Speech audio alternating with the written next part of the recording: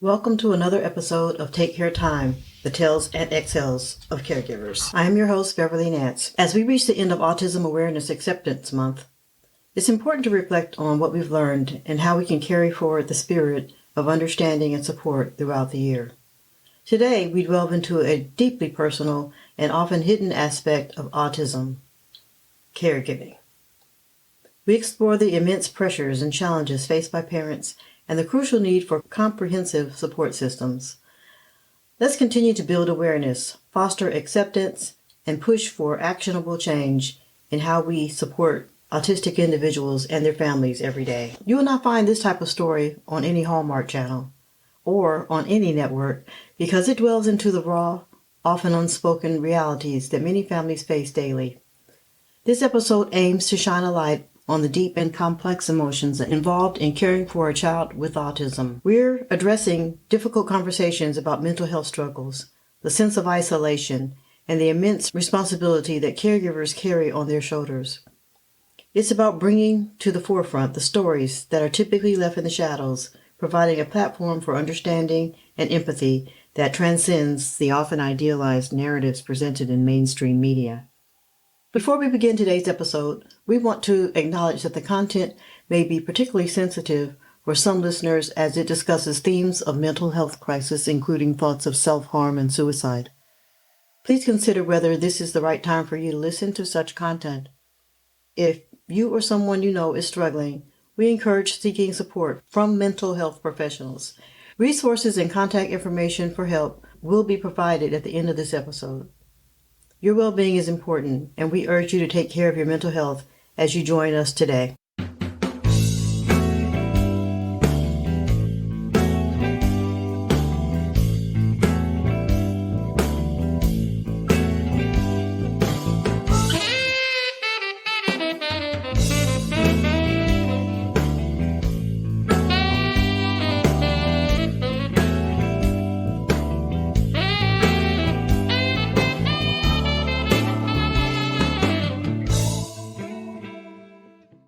It was a muggy July evening in 2014, the kind where the air felt thick enough to swim through. Inside Oakland Hospital, the atmosphere was just as oppressive, with the relentless buzz of activity and the undercurrent of urgency that always accompanied a late shift.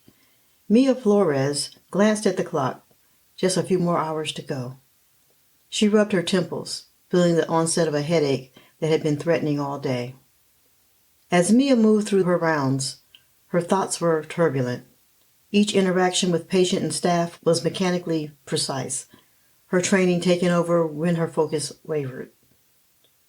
But beneath the routine exchanges and clinical smiles, Mia's mind was elsewhere. It wandered back to her son Jaime, who had been more withdrawn lately, his smiles fewer and his frustrations and outbursts more frequent.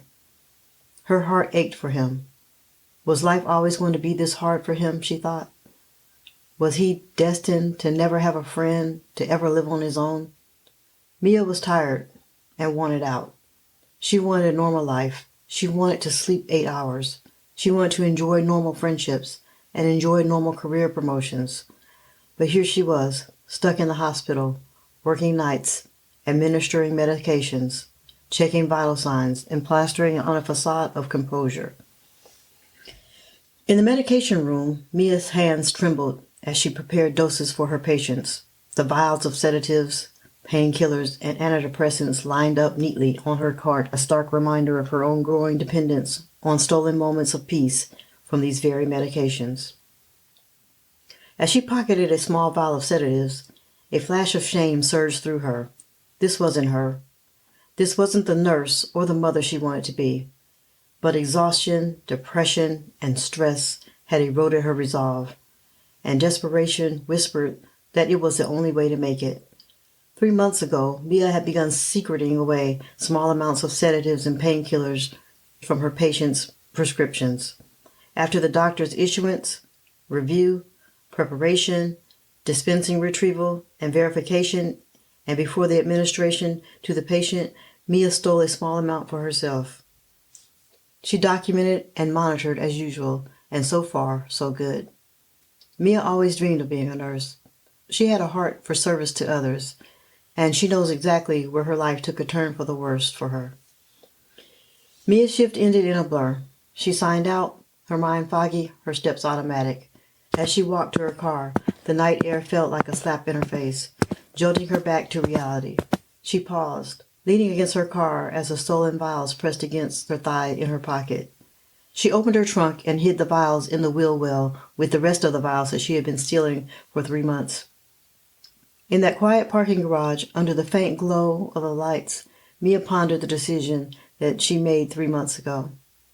Mia dialed her husband Ken, her voice steadier than she felt. "I need to tell you something important when I get home," Mia said. "Mia, I can't talk to you right now." "Are you on your way? Jaime is having another breakdown." Mia could hear Jaime in the background. Mia's heart was heavy as she sat in her car, the engine idling softly in the background. She held her phone to her ear, and immediately she heard the sounds she had been dreading all day, the unmistakable cacophony of Jaime's distress echoing through her ears. "Hey, Mia, are you there? Are you on your way?" Ken's voice was tense, frayed at the edges from managing the situation alone. "I can hear him," Mia cut in, her voice a whisper, a mix of worry and weariness. "What happened this time?" Ken sighed, the sound heavy and defeated. "He had a meltdown right after school. It's been rough, Mia. He wouldn't calm down, not with the usual routines. I've tried everything." Mia listened, her gaze fixed on the dashboard, imagining Jaime's frustrated tears, his sense of overwhelming confusion that she knew all too well, but felt powerless to soothe from afar. Any small change to his normal routine and Jaime fell apart, which means all of us fall apart. Jaime is nonverbal, so he can't tell us what is wrong. There was a pause, and Mia felt the weight of the next words like a physical burden. "Ken, I don't know if I can come home tonight." The admission felt like a betrayal, her role as a mother warring with exhaustion and despair that clawed at her insides. "Mia, what do you mean?" Ken's confusion was palpable. "We need you. Jaime needs you." Tears stung Mia's eyes, blurring the parking lot lights into halos of soft gold. "I know, it's killing me, but I'm not okay, Ken. I'm really not." She confessed, the truth spilling out in a rush. "If I come home now, in this state, I won't be the help that you and Jaime need. I might make things worse." Ken was silent for a moment, processing her words. "What are you saying, Mia? Talk to me." I've been struggling, Ken. More than you know. It's gotten bad. I've been taking medications just to get through the day." The confession was a relief and a new kind of pain all at once. Ken's voice softened. Oh, Mia, why didn't you say something sooner?" "Because I'm supposed to be the strong one," Mia replied, a sob catching in her throat.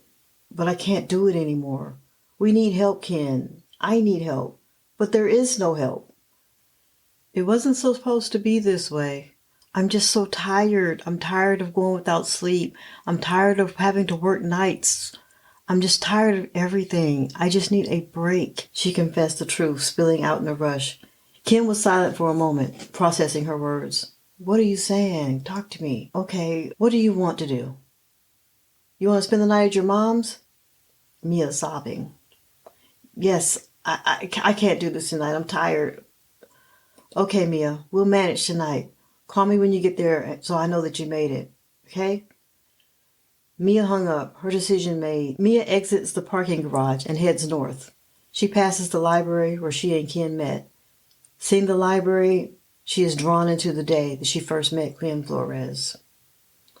Mia Carter Garcia was always drawn to the quiet solace of libraries.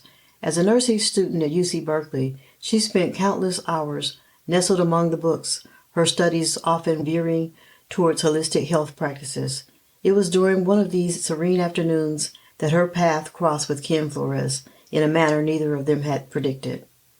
Ken, at the time, was an entrepreneurial spirit hustling through his business degree, always on the lookout for new ventures and opportunities. That particular day, he ventured into the library, seeking a quiet corner to refine his latest business plan, a concept revolving around eco-friendly transportation solutions, a fleet of electric trucks for local businesses aiming to reduce their carbon footprint. Their meeting was a result of a simple mix-up. Ken, absorbed in his spreadsheets and projections, accidentally gathered some of Mia's papers along with his own during a moment of absent-mindedness. When he later opened his folder at a nearby cafe, he realized the mistake. Among his business analyses were detailed notes on the benefits of aromatherapy and stress reduction. Clearly not part of his domain. Amused and intrigued, Ken returned to the library, hoping to find the owner. Spotting Mia clearly in distress, searching for her disheveled notes, Ken approached, papers in hand, with a sheepish grin. "You looking for these?" Ken's voice broke through Mia's growing anxiety, surprised and relieved. Mia looked up to see a stranger extending her lost notes. Gratitude quickly turned into conversation as Mia thanked him, and they began to chat about their respective fields of study. Their initial exchange sparked a connection that soon deepened through shared interests in sustainability and wellness. Ken was fascinated by Mia's passion for holistic health, a concept he considered for his future employees' wellness programs. Mia, in turn, appreciated Ken's innovative approach to business and his commitment to environmental sustainability. As their years at the university unfolded, Mia and Ken found themselves collaborating on various projects. Blending their expertise, Mia introduced wellness programs into Ken's business plans, while Ken helped Mia understand the business aspect of healthcare. Their partnership flourished, both professionally and personally. By the time they graduated, they were not just business collaborators, but life partners. Their relationship rooted in mutual respect and shared visions. After graduation, Ken launched his eco-friendly truck fleet, with Mia developing an on-site wellness program for the company's drivers. They married, committed not only to each other, but to their shared goal of making a positive impact on the world. Their journey wasn't just a love story. It was a partnership that builds bridges between health and business, proving that when the right people come together, they can create something truly transformative. A couple of years after they married, Jaime was born, 7 pounds and 1 ounce. The early months of Jaime's life were filled with typical challenges on new parenthood, sleepless nights, and endless diapers, but also moments of profound love and connection. However, as Jaime grew, Mia and Ken began to notice that his development was not following the typical patterns. Jaime didn't respond to his name, avoided eye contact, and seemed unusually disturbed by loud noises and busy environments. By the time Jaime was 2, the concerns that Mia and Ken harbored could no longer be dismissed. After several consultations and assessments with pediatric specialists, Jaime was diagnosed with autism spectrum disorder. This diagnosis came as a shock, yet it also provided a framework for understanding Jaime's unique needs and behaviors. The diagnosis marked a significant turning point for Mia and Ken. It brought clarity, but it also brought a new set of challenges and responsibilities that they had not anticipated. The dreams that they had harbored for their son had to be adjusted to fit his needs and potential. Determined to provide Jaime with the best support and opportunities, Mia and Ken dove into learning everything they could about autism. They attended workshops, joined support groups, and adapted their home to be more accommodating to Jaime's sensory sensitivities. Mia, with her background in nursing and holistic health, researched therapies that could complement Jaime's prescribed treatments, integrating techniques like aromatherapy and structured play into his daily routine. As years passed, the challenges of raising a child with autism did not diminish, but Mia and Ken's ability to handle them grew. They learned to celebrate Jaime's small victories, a new word, a moment of connection, a successful adaptation to a slight change in his routine. Each achievement was a testament to Jaime's resilience and to their own. Ken's business provided the flexibility needed to attend Jaime's appointments and therapies, and Mia's night shift work at the hospital kept her at the forefront of emerging healthcare strategies that could benefit Jaime. Their home became a hub of warmth and understanding, a place where Jaime could feel safe and loved. However, Jaime's autism resources only grew less as he grew older. Jaime was now having seizures and aggressive behavior. He has to be locked in the house to prevent him from leaving at night. He pulls out his hair. He destroys his bedroom. There's a padlock on the refrigerator. He has outgrown Mia, and she cannot handle him without putting herself in harm's way. He doesn't sleep regularly, and he is prone to leaving school if not watched. A car honks his horn and brings Mia out of her thoughts. She continues to pass the library and heads to a hotel. Join us next week on Take Care Time, the tales and exhales of caregivers, as we explore the aftermath of Mia's night away. We'll delve into the crucial role of self-care for caregivers and often unspoken challenges they face and the impact of these pressures on family dynamics. We'll also hear from experts on strategies for managing caregiver stress and the importance of community support. Don't miss this important continuation of our series as we shed light on the realities many caregivers face and the pathways to resilience and recovery. If you or someone you know is experiencing thoughts of suicide, it is crucial to seek help immediately. We recommend the National Suicide Prevention Lifeline. Their website is suicidepreventionlifeline.org. This lifeline provides 24/7 free and confidential support for people in distress, as well as prevention and crisis resources for you and your loved ones. For those of you who are outside the United States, please reach out to your local mental health services or crisis hotlines. Immediate help is vital and available. Are you interested in learning more about autism? Here are some facts. The Centers for Disease Control and Prevention, the CDC, reports that approximately 1 in 36 children in the United States were identified with autism spectrum disorder, according to their 2020 data. Most children are still being diagnosed after age 4, although ASD can be diagnosed as early as age 2. Early diagnosis and prevention are critical and can significantly improve outcomes. ASD, autism spectrum disorder, is about 4 times more common among boys than among girls. This disparity has been consistent in various studies and reports over the years. Families with children with ASD on average incur significantly higher medical expenses compared to families without. Additionally, there are substantial costs associated with special education and care needed for individuals with autism. It is common for children and adults with ASD to have co-occurring conditions such as ADHD, anxiety disorder, epilepsy, or depression, which can complicate diagnosis and treatment.